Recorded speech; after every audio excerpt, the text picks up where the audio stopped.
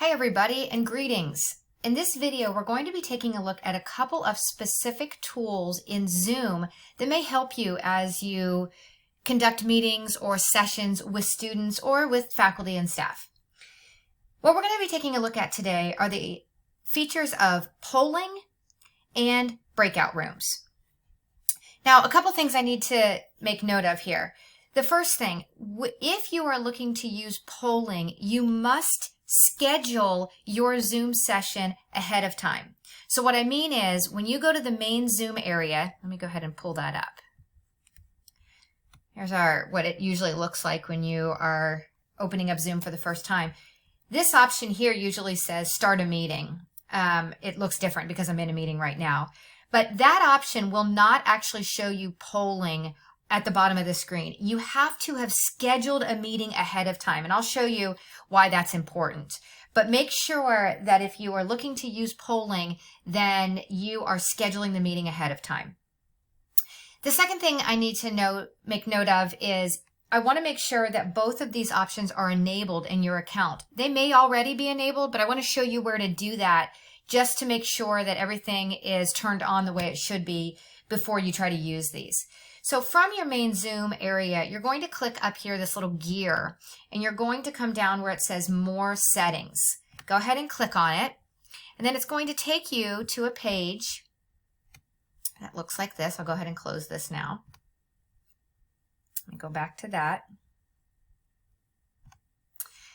And it's going to take you to an area where you can change the settings on your online Zoom account. And you'll know that you're there. Number one, it will probably ask you to log in. And number two, you can see up here at the top where it says nku.zoom.us. This is my area. So within the meetings area, I'm going to go ahead and start scrolling down. And there are a lot of options inside of here for what is enabled and what's possible during a meeting. So let me scroll down a little bit more here, and you can see one of my options is going to be polling. So right there, we want to make sure that that's turned on, which means the blue is showing. If it's not, go ahead and turn that on. The second thing, if we roll down a little bit longer, we'll see that there's an option for breakout rooms. Make sure that is turned on so that you will see that option when you get into a Zoom session. Now for breakout rooms, those don't have to be scheduled ahead of time. You can do a start now meeting and you'll see that breakout room option. Once you schedule ahead of time, you will of course see, scroll back up here again, under the meetings area, there's an option that shows upcoming meetings. Now I have got a few here. Once you do that, you can see that once I get inside of here, and I'll show you in just a second, there's an option where you can add in polling. Here's the deal with the polling questions. If you want to ask students set questions through this idea of polling, which is they'll see the question on the screen, they'll answer, and you can actually share those results out, which is a little bit different than just asking a question inside of a room and then just saying, is everybody with me or does everybody understand? These are sort of preset questions that you have set up ahead of time. So that's one thing to keep in mind. If you're doing polling, you need to set the questions ahead of time or come into the room 15 minutes early and type them in. And I'll show you where we'll do that. So if I go into any of these sessions that I have set up, and again, I'm on my main page here, and I scroll down a little bit, one of the options in the lower right-hand corner is you do not have any polls yet. I can click add and it'll walk me through a series of questions where it's asking me to add in my questions. So any of your polls that are scheduled, any of your meetings that are scheduled, you can set up a poll from within this area. The other place you can do it is within the meeting itself once it's launched. So I'll show you that in just a second. So within here, we have this add button. Again, if I click that, it's going to ask me for the title of the poll, and then you're going to start adding your questions in, much like you'd be creating a survey. The other place you can do it is within the room. So let me go there now and show you how to do that. Okay, so here I am inside of my Zoom session, and again, I can create my polls here. Obviously, you'd want to do this ahead of when the students are in the room. Otherwise, they're just going to sit there while you create the poll. So you can launch this a half hour before, whatever it's going to take you to do it. So I'm going to go ahead and click on polls here. and it's asking me if I want to add a question. I do. So I'm going to go ahead and come here to add a question.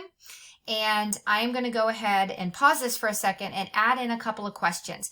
These are just like you would think. There are single choice, there are multiple choice. By using the single choice, you could make something true, false, whatever you want to do for your question. So let me add in a couple questions. Okay, so I have 3 questions here for this class, and I titled it Polling Questions for Class A. So the first question is, how comfortable do you feel using Zoom with students? This is a single choice. There are 4 options here. What is your favorite pizza topping? There are multiple options here that they can choose. And who is NKU's mascot? And there are 3 options here. So these 3 questions will be added to my poll for this class. And I'm going to go down here and choose Save. All right. Now, it's worth noting that polls that you create are not easily transferable from one session to another. It's really meant to be associated with one Zoom session. There are ways to set up meeting templates and use them more than once, but for the most part, those polls are added to your meetings as you create them. All right, so let's go back to my session here and try out my polling. Okay, so here I am back in my meeting, and now when I click on polls, you can see that I have my polling is coming up here. Now the students don't see it yet because I haven't launched it. If I had more than one set of polls for this class, you'd see a drop-down option here and you would choose which one you want to start with. So again, here are our 3 questions. Notice that I've got one option I can click here, I've got multiple down here, and I've got one down at the bottom. So I'm going to go ahead and launch polling for my participants and allow them to answer. Okay, so now it's telling me it's in progress. I can see how many people have voted. Currently, I only have 2 participants, but neither of them are completed at this time. So we're going to give them a minute and let them go ahead and answer the questions. Okay, so now we can see that 2 out of the 2 voted, and we can see what they did and how they answered on the questions. So we can now end polling. I know everybody is done. And now I have the option to either share the results to them, so we can maybe talk about that, or I can relaunch it. Maybe somebody wasn't done or someone came in late and I can relaunch it if I wanted to. So this will allow you to kind of ask students questions in a little more formal way. Maybe it's content-based and maybe it's just how they're feeling about things. But the polling can be pretty powerful if you want to ask, again, those more formal questions.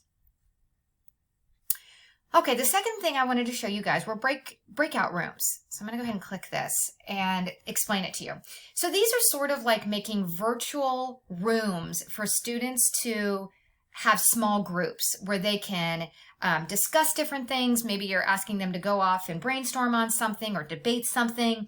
These are, again, sort of small group virtual rooms where they can spend some time in. So these are pretty easy to set up. You can actually choose to automatically assign people to rooms, or you can manually do it. I'm going to go ahead and choose to create rooms. All right, now here is my breakout room 1. I can rename it if I want to. I can assign different students to that room. I'm going to go ahead and add in both of my participants into this room.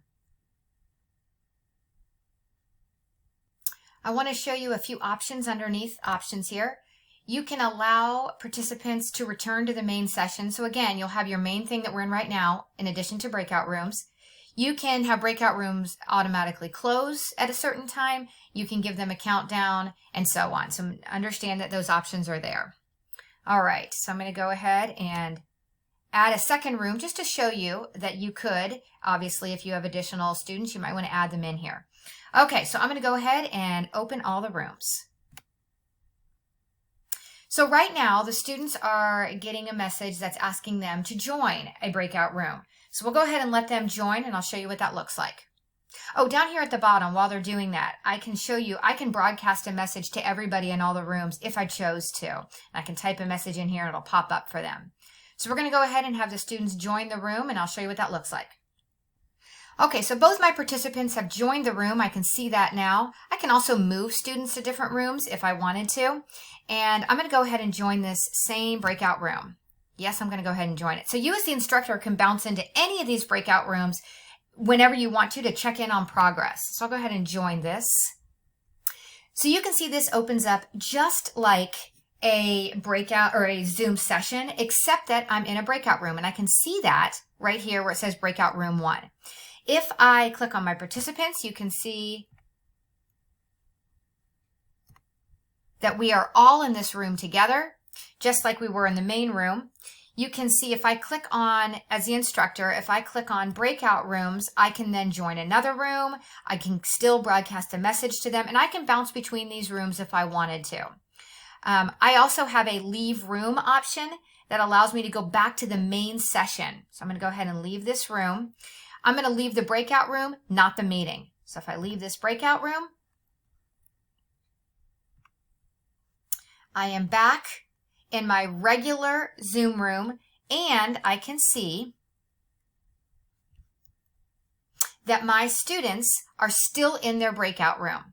I can also close all the rooms. So why don't I send a broadcast message that says, getting ready to close your room. Broadcast it. They are getting that message popped up and letting them know that I'm about to close the rooms. So I'll go ahead and close all the rooms. They will close, and it's giving them a timer so that they will close in 1 minute. So we'll go ahead and let those close. Okay, the rooms are closed, and you can see that my participants are back in my main room with me here. And if I go back to breakout rooms, they're still assigned to this, but I can move them. Let's move them to breakout room 2. And I could continue on if we want to mix up the group and put them in different groups. So breakout rooms can be really powerful for kind of simulating that small group discussion and giving them some privacy to discuss what it is they want to, and then bringing them back into that main area. So again, I'll go ahead and close this. Actually, before I close that, I just want to mention one other thing. In the options area, there was that countdown timer. If 60 seconds was too long to give them before you close the room, or it wasn't long enough, you can change that here. Okay, so this was a kind of overview of both polling and breakout rooms, and hopefully this will allow you to extend what Zoom will do for you and how you might use it in your classroom.